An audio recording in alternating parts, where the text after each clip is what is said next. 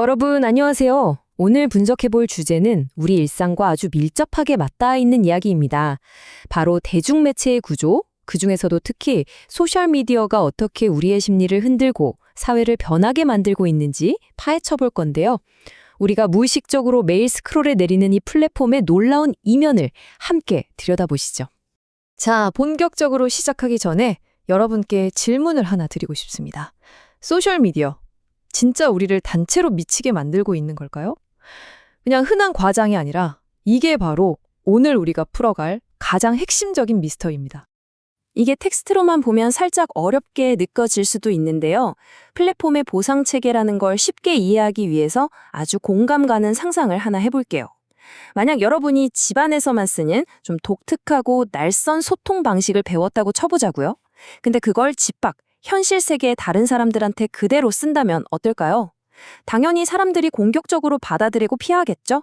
사회적인 기준에서 보면 그 소통 방식은 여러분을 좀 이상하거나 심지어 미친 사람처럼 보이게 만들 겁니다. 사실 이게 바로 소셜미디어가 우리에게 은연중에 요구하고 학습시키는 소통 방식의 본질이거든요. 그럼 오늘 어떤 순서로 진단해 볼지 빠르게 짚어볼까요? 1번 우리가 진짜 미쳐가는 건지부터 시작해서 2번 소통규범의 붕괴, 3번 공유지의 비극, 4번 도덕성과 지위의 무기화, 5번 소수가 어떻게 사회를 흔드는지, 그리고 마지막 6번 어떻게 하면 좀 더 건강한 플랫폼을 만들 수 있을지까지 쫙 한번 훑어보겠습니다. 바로 가보죠. 첫 번째 진단 단계입니다. 우리는 미쳐가고 있는가? 여기서 주목할 점은 이게 그냥 기분 탓이나 심리적인 가설이 아니라는 겁니다. 저명한 사회심리학자인 조너선 하이트가 아주 명확한 데이터를 내놨거든요. 소셜미디어를 사용하는 것이 우울증 발병률이랑 직접적이고 인과적인 연관성이 있다는 겁니다. 특히 이제 막 사춘기에 접어든 10대 소녀들한테서 이 현상이 엄청 심하게 나타나요. 이건 그냥 소셜미디어의 가벼운 부작용이 아니라 우리가 지금 당장 직면한 측정 가능한 수준의 공중보건 위기라는 뜻입니다. 두 번째 단계입니다. 그럼 대체 왜 이런 일이 생기는 걸까요? 소통 규범의 붕괴.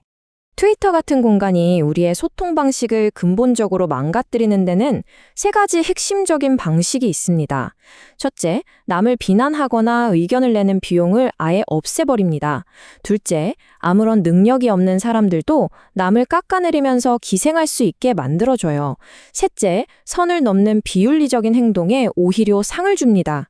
우리 사회가 수백 년 동안 힘들게 만들어온 소통의 필터 장치들이 여기서 다 무용지물이 돼버리는 겁니다. 이걸 현실 세계랑 딱 비교해보면 확 와닿으실 겁니다. 현실에서 우리가 누군가에게 강하게 의견을 내거나 목소리를 높이려면 내 평판도 걸어야 하고 꽤 큰 비용과 신뢰가 필요하잖아요. 그런데 트위터는 어떨까요? 비용은 완전 제로고요. 개인의 능력이나 평판 같은 건 아예 필요가 없습니다. 진짜 가치 있는 정보나 신호보다는 그냥 자극적이고 시끄러운 소음이 득세하기 딱 좋은 구조죠. 남들이 힘들게 쌓아놓은 방대한 네트워크에 그냥 쉽게 무임승차할 수 있게 만든 겁니다. 세 번째 단계입니다. 이걸 사회 전체의 관점으로 넓혀서 볼게요. 공유지의 비극. 이 플랫폼들의 보상 시스템은 아주 독특한데요. 임상적으로 말하자면 이른바 악성 나르시시즘을 엄청나게 부추깁니다. 남의 콘텐츠에 무임승차하고 사람들 열받게 만드는 행동에 관심이라는 엄청난 보상을 퍼주거든요. 근데 진짜 큰 문제는 이로 인해서 발생하는 모든 심리적인 타격과 스트레스는 아무런 잘못 없는 사회 전체가 고스란히 뒤집어 쓴다는 겁니다. 우리가 다 같이 마시는 깨끗한 음물이 몇 명 때문에 오염되고 있는 전형적인 공유지의 비극인 거죠. 상황이 이렇다 보니 익명뒤에 수는 군중들이 엄청난 권력을 쥐게 됩니다. 트위터 같은 매체는 사람들의 감정적이고 즉각적인 분노를 계속 자극하거든요. 그 결과 우리가 현실에서는 당연하게 누리는 권리들, 그러니까 무죄 추정의 원칙이나 억울할 때 자신을 효과적으로 방어할 권리 같은 게 여기서는 싹 무시됩니다.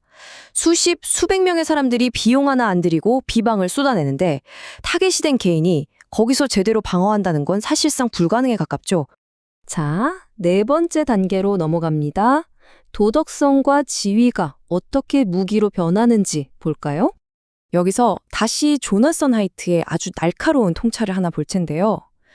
트위터는 능력이나 가치 창출과 명성 사이의 연결고리를 싹둑 끊어버린다. 이게 무슨 뜻이냐면 실제로 세상에 쓸모있는 가치를 만들어내는 사람이 박수를 받아야 하는데 이 플랫폼 안에서는 그 둘이 완전히 분리되어 버렸다는 겁니다. 아무런 가치를 안 만들어내도 명성을 얻을 수 있다는 거죠. 인지심리학자 스티븐 핑커의 이야기도 이 상황을 아주 적나라하게 보여줍니다. 핑커가 경악을 금치 못했다고 하는데요. 자기 학생이나 젊은 동료들이 해당 분야에서 평생을 헌신한 권위자들에게 아무런 이유나 근거도 없이 비아냥대고 조롱을 하더라는 겁니다. 과거에는 여러 세대가 섞여 살면서 상호 존중을 유지하는 암묵적인 룰이 있었지만 이제는 소셜미디어 안에서 자기들끼리만 뭉치다 보니까 이런 세대 간의 예의와 존중이 바닥까지 무너져 내린 거죠. 피커는 여기서 진짜 흥미로운 사회학적 포인트를 짚어냅니다. 우리 사회가 소수자를 존중하고 권리를 찾아주는 이 도덕적 진보 자체는 좋은 일인데 이걸 공격적인 성향의 전문가들이 선배나 경쟁자를 끌어내리는 일종의 도덕적 몽둥이로 악용하고 있다는 겁니다. 소셜미디어라는 공간에서 일어나는 지위 싸움이나 파괴적인 트롤링에 이 도덕적 우월감을 아주 교묘한 무기로 쓰고 있다는 날카로운 분석인 거죠. 5번째 단계입니다. 그렇다면 대체 소수의 사람들이 어떻게 사회 전체를 이렇게 불안정하게 만드는 걸까요? 800명. 여러분, 언론인 앤디 노가 분석한 바에 따르면요. 미국 전체에서 실제로 폭력적인 활동을 하는 특정 무정부주의 조직의 핵심 활동가 숫자가 대략 800명에 불과하다고 합니다. 미국 인구가 얼만데 고작 800명이라뇨? 인구 통계로 보면 진짜 먼지 같은 숫자인데 이토록 작은 숫자가 어떻게 미국 사회 전체에 그렇게 큰 파괴와 혼란을 일으킬 수 있는 걸까요? 그 비밀은 바로 파레토 법칙에 숨어 있습니다.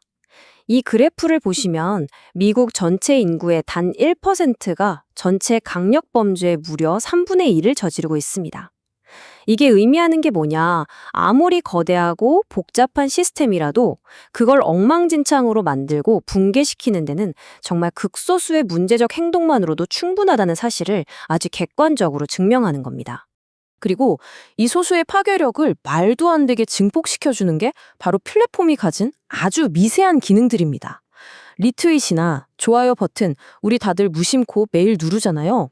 이게 겉보기엔 그냥 작고 편리한 기술적 혁신 같은데 실제로는 사람들의 감정을 자극하고 욱하게 만드는 콘텐츠가 순식간에 눈덩이처럼 불어나서 퍼지게 만듭니다. 설계상의 그 아주 사소한 버튼 하나가 사회 전체를 양극화시키고 분노의 소용돌이로 몰아넣는 엄청난 기폭제가 된 겁니다.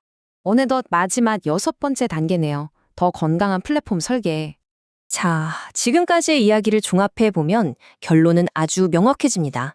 이미 10대들의 정신건강을 포함해서 너무나 많은 실질적인 피해가 벌어지고 있잖아요. 마치 전염병처럼 번지고 있는 이 광기를 막기 위해서 우리는 당장 행동해야 합니다. 지금의 소셜미디어 플랫폼을 그냥 놔둘 게 아니라 처음부터 다시 생각하고 아예 완전히 새롭게 설계하고 개선하기 위한 연구가 그 어느 때보다 시급합니다. 오늘 분석을 마치면서 자료에서 가져온 아주 도발적이고 묵직한 질문 하나를 여러분께 던지고 싶습니다.